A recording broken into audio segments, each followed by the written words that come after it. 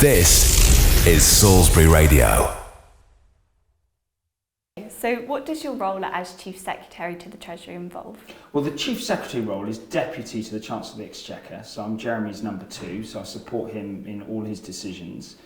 But my specific responsibilities are around controlling public spending, which is very challenging with high inflation, because every Cabinet Minister comes to me and says they need more money, because inflation is eroding the budget we gave them a couple of years ago. So I have to work with them on how they prioritise their budget and spending, and sign off every day lots of sums of money for different projects that are working through the system of government. Ah, okay. I can imagine that's quite difficult at the moment. Very difficult. Yeah. And how are you currently allocating this public expenditure for young people? Well, there's lots of ways that young people receive budgets through different departments, and I think one thing I'd always say about young people is they don't want to be patronised by being sort of singled out. But I think if I highlight a few things that are usually of interest to a younger audience is our commitments on climate change, some of the things that we've put into the curriculum, support with mental health, and of course there's local and national investments, and obviously I keep very close to what's going on here in Salisbury. But some of the things that we've done also with the National Citizens Service, Citizenship Service, that's a massive investment involving many thousands of young people being able to have a year where they can involve themselves in a number of community projects up and down the country. Okay, and just expanding what you said there about climate change being a big issue for young people, what are your thoughts on the Extinction Rebellion campaign?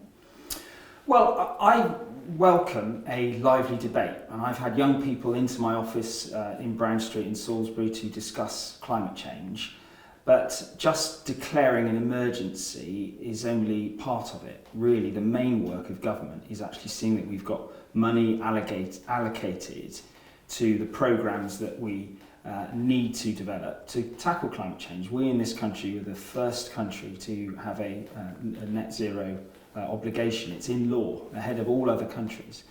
So when I think about Extinction Rebellion, I think, well, let's have an informed debate, but let's not disrupt the lives of people who have to live and operate whilst we're going about our business. Okay. I actually have a quote here from a young person who's quite avidly involved in Extinction Rebellion. And they said, it made me feel like I could truly advocate for my cause. I was surrounded by like-minded people who all wanted to push for change. And so if Extinction Rebellion is quite disruptive, as you say, what alternatives can you suggest for young people who want to engage in environmental campaigns? Well, have an intelligent debate with their MP or councillor about practical things and policies that are going to deliver their objectives. Okay. Of course, having banners and being disruptive may be part of a free society to an extent, but what I'm more interested in is how we're going to reach the goals, achieve net zero, which we probably agree on. Okay. And what opportunities in Salisbury do young people have to get engaged in a debate like this? Well, I go to sixth forms schools all the time. Very rarely do I turn down an opportunity to meet young people. I have people on work experience shadowing me all the time. I'm happy to meet individuals as well. But I think that what we have in Salisbury is a vibrant, open culture where there, in many of our forums in the City Council, the surgeries that exist for councillors as well and for MPs up and down the country, including in Salisbury, give people that opportunity to come and speak to me and to discuss things.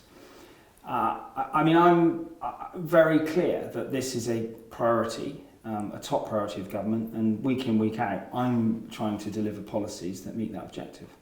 Okay, and how often do you build on what you hear from young people? Well, I think I listen to my constituents all the time. I've been an MP for 13 years. I've never taken my tenure here for granted. I've just dashed back this morning after a very busy week, and I've got a full day of engagements here in Salisbury and over the weekend. And listening to people of all ages is crucial for me to understand the range of views. Not everyone is as certain as some on climate change or the way that we should intervene. And my job is to try and represent around 70,000 adults in Parliament. That's complicated, and obviously I won't please all the people all the time. I just try to do my best. Oh, thank you. And can I ask, do you feel that Rishi Sunak is able to provide for future generations? Absolutely I do. I'm a massive supporter of the Prime Minister. I've worked with him very closely in the Treasury.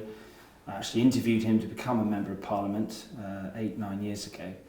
And I think he has the grit, the intellect and the commitment to deliver for this country. Obviously, this has been a very challenging time politically over 18 months, but I think he set out a clear agenda of what he wants to achieve. And we will get through the difficulties we face with inflation and some of the other policy dilemmas at the moment. And can you expand on some of the agendas that Rishi Sunak has put forward that you most agree with? Well, Rishi Sunak made a very important speech on the 6th of January this year, just under 6 months ago, where he set out his 5 priorities. Most of those, 3 of those, refer to the economy, halving inflation, getting growth and going and reducing debt. So those are things that I'm primarily responsible for with the Chancellor in the Treasury. But also today, for example, he's published with the Secretary of State for Health the long-term workforce plan for the NHS, going forward 15 years, setting out how we're going to invest in training people going in to be doctors and nurses, and the sort of investment to give people security and confidence in that the NHS will be able to deliver for them. Okay. And I know Rishi Sunak said that we should not burden future generations with debt. What active changes are you taking to ensure that this doesn't happen? There's a body called the Office of Budget Responsibility, the OBR, and whenever we have a fiscal event, that's an autumn statement or a budget, we set out how much we're going to spend, how much we're going to raise in tax, and how much we're going to borrow. And what we've committed to is that debt will be falling at the end of the forecast period.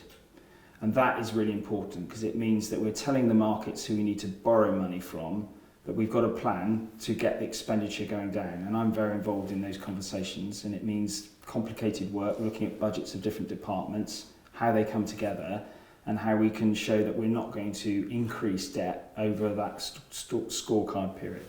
And so far, have you seen that debt has not increased? Well, debt has increased significantly because we essentially shut down the economy over COVID, spent a lot of money supporting people with the furlough scheme and various other interventions in public services.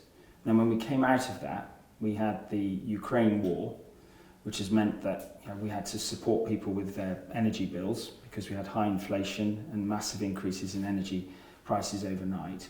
And that's created a lot of debt.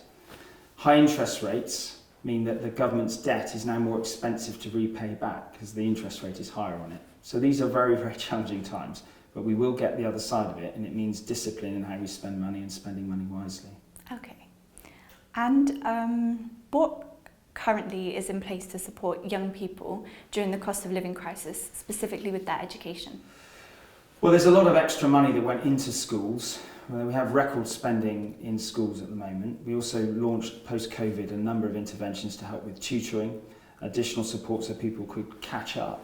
But also it's additional support with mental health in schools. We've put a lot of extra money into that. I mean, locally here in Salisbury, there are a number of other charities and organisations like Rise 61 on Bemerton Heath, which does a lot of work with young people to support them out of the classroom. And we have a coherent plan to help with youth work support across the country as well. Okay, and can you expand on this coherent plan? Well, I think I just have. I've just set out what we spend, okay, yeah. How we've put additional money in, how we're putting record money in per pupil. Yeah. It's not just about schools, it's about supporting the organisations in communities up and down the country that are actually doing stuff outside of the classroom, supporting young people with mental health and other areas. Okay. Well, I know that there is a youth investment fund that is aiming to provide 300 new youth facilities for deprived areas, which is obviously very supportive. Yes. But do you feel that if they're spending money on that, there is enough focus on mental health, or do you suppose there should always be more? Well, you can always say there's more. I mean, the Youth Investment Fund is very important, and Rise 61 and 2 other organisations in Salisbury have got bids live through that process, and we'll see where they get to. I support them personally and in that process. But I think most people would acknowledge we put a lot of extra money into supporting young people with mental health. And what I try and do when I visit schools is see that that's optimally configured, because each school is different, have a different profile of needs, sometimes a different academic profile. And I work with teachers to see that those resources are in place. And when they've got pressures in their budget, then it's for me to make representations to ministers and to work that through the system, as I've done for several years. Okay, Thank you. And looking more locally, what initiatives in Salisbury are you most excited about? Well, I'm very pleased with the River Park scheme, which I think has been a massive investment. I think 28 million pounds. It's primarily driven by a need to deal with flood risk, but it'll leave us with a much greener part of Salisbury, very near the centre. We've secured significant investment for the Fisherton approach, and we've seen transformation of the station. There's more work to be done there. Over the last few years, we've seen Wiltshire College on Southampton Road have massive investment. It's unrecognisable from when I started here as an MP 13 years ago. As with most things, there's always more work to be done, and there's always more things that people need. I think the traffic system that we have and the problems we have on the A36 on the Southampton Road, there's a scheme now planned to deal with some of that. But Salisbury is a great place to be, a great place to live for all ages, and it's my job to make sure that continues. Oh, thank you. And I know the fate of Salisbury City Hall is one that is currently being debated.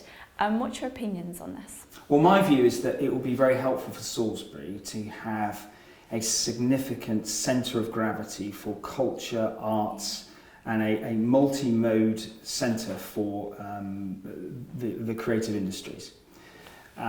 Wiltshire Creative does a great job running the Playhouse, and I really want them to work with the council so that we can look at how we can both improve the City Hall and the Playhouse and see if we can find a plan and a project that the whole of Salisbury can get behind. What I find in Salisbury is that sometimes people resist all change on principle. I hope that we can avoid that, and I hope we can have a constructive conversation across different age groups to actually come up with something that meets the needs of young people who are often frustrated they don't have the sorts of spaces to do live music or to perform. But equally, the Playhouse has a very established and loyal clientele of older people as well who enjoy certain productions, and we want to make sure there's space for that. My view is that in somewhere like Salisbury, we're never going to be able to bring thousands of jobs from Google or JP Morgan into the centre of Salisbury. So we've got a distinctive strength in our heritage, our cultural assets, the museum, which is undergoing massive expansion, as I say, the cathedral, the arts centre, and I think that is something that people of Salisbury value. So there's some work going on. I've met with the Playhouse a few weeks ago. I'll be meeting with the architects who are looking at some plans, but we need to have a conversation as a community on where we want that to go. Okay, and how do you intend on having this conversation with the community? Well, I think that happens all the time. I visit communities in different parts of Salisbury. I talk to councillors. I visit those people, the boards of different organisations. I chair the Salisbury Place Partnership every 2 or 3 months, which is a formal mechanism to bring all the leaders of Salisbury together. And that's the place where we have those conversations about what we want. And I try to bring people together, because I don't think it's helpful when we disagree, because people want to see a city and a community that's united in where we're going. Okay, and just my final question. Good. What are your thoughts on the changing constituent boundaries? Well, it's been a bit disappointing, really, in that I've lost Amesbury, which has been part of the constituency for 13 years, and we'll be losing Stonehenge as well, which I've fought very hard for, some improvements there, and obviously the tunnel there. So that bit will move out, and then I gain Tisbury and the Nadder wards and the north bit of the Chalk Valley to the west of Salisbury. But it is what it is. It was a dispassionate process designed to equalise, or within certain narrow boundaries, the size of constituencies across the country. So I shall continue to work for everyone right up until the election, but obviously the next boundaries, whenever the next general election, will be different, and I shall be the Salisbury candidate for that new constituency.